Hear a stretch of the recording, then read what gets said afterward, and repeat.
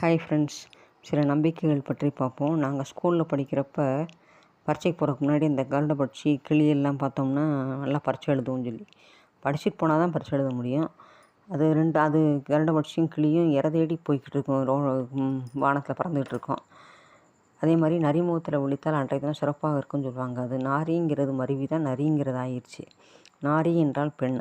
பரமேஸ்வரனுக்கு அர்த்தநாரீஸ்வரர்ங்கிற பேர் இருக்குது. அவர் பெண்ணிற்கு தன்னுடம்பில் சரிபாதி இடம் அளித்தவர்.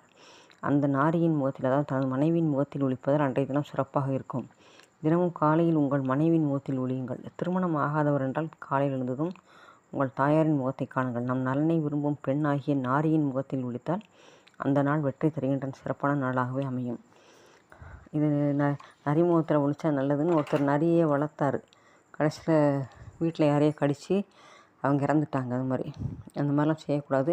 கழுதையை பார்த்தால் யோகம் வருங்கிறது நம்பிக்கை. கழுதை அழுக்கு துணி ஏற்றும்போது கவலைப்படாது, துவைத்த துணி ஏற்றும்போது சந்தோஷப்படாது.